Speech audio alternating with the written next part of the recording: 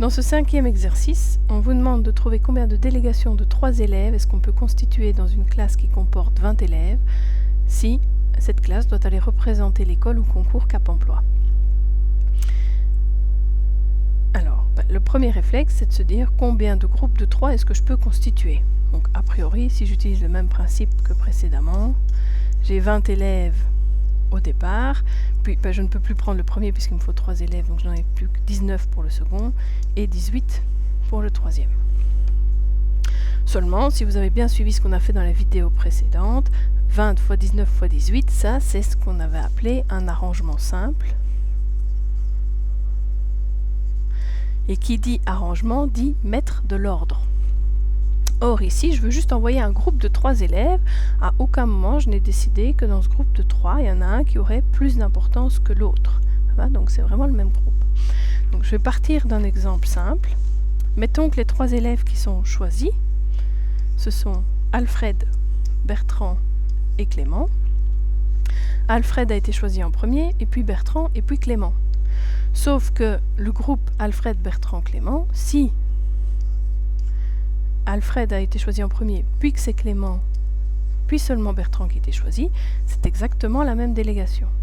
Même chose si c'est Bertrand qui a été sélectionné en premier, puis Alfred et puis Clément, ou Bertrand, Clément, puis Alfred, ou encore Clément, Alfred et Bertrand, ou Clément, Bertrand et Alfred. Donc ici, j'ai 6 délégations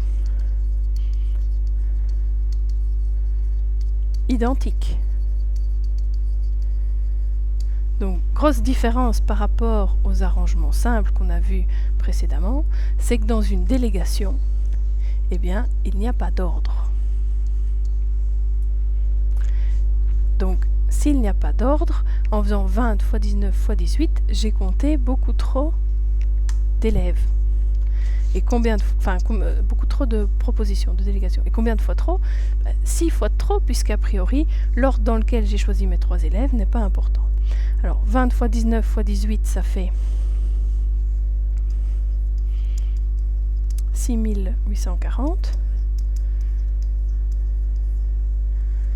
Ce qui paraît énorme pour une classe de 20, ça va, mais donc notez bien que 6840, c'est si j'avais accordé plus d'importance au premier sélectionné, puis seulement au deuxième, puis seulement au troisième. Et donc ces 6840, je dois diviser par 6. Mais 6, qu'est-ce que c'est finalement? Eh bien, j'ai pris les 3 mêmes lettres, et qu'est-ce que j'ai fait avec ces 3 lettres? Je les ai permutées. Donc les 6 délégations identiques, ce n'est rien d'autre qu'une permutation d'ordre 3, à savoir 3 factoriels. 3 factoriels, ça fait 3 fois 2 fois 1. Ça fait bien nos 6 délégations identiques.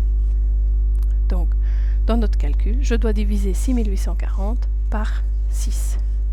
6840 divisé par 6, ça donne 1140, ce qui semble plus raisonnable dans une classe de 20. Donc, dans une classe de 20, je peux composer 1140 groupes de 3 élèves différents, mais dans chacun de ces groupes, je n'accorde d'importance à aucun des 3.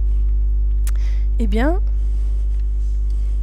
à partir du moment où dans un exercice, vous pouvez vous dire que l'ordre dans lequel les éléments, donc les élèves, les chiffres, les lettres, sont choisis n'est pas important, c'est qu'on a affaire à une combinaison.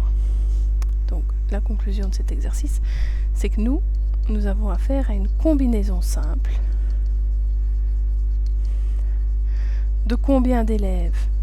Eh bien, une combinaison simple de 3 élèves parmi 20. Et cette combinaison, c'est un mix entre l'arrangement simple, donc l'arrangement de 3 élèves parmi 20, duquel je retire la notion d'ordre, et donc je divise par le nombre de permutations d'ordre 3. Donc une combinaison simple, finalement, comment est-ce qu'on va la calculer? Donc une combinaison de P éléments parmi n, c'est l'arrangement de P éléments parmi n, divisé par la permutation de ces P éléments. Et donc, si je reprends toutes les formules vues précédemment, l'arrangement APN, c'est n factoriel sur n moins p factoriel, que je redivise par p factoriel. Et donc, avec un petit changement au niveau de la fraction ici, on a en réalité n factoriel sur p factoriel fois n moins p factoriel en multipliant par l'inverse pour éliminer cette deuxième fraction.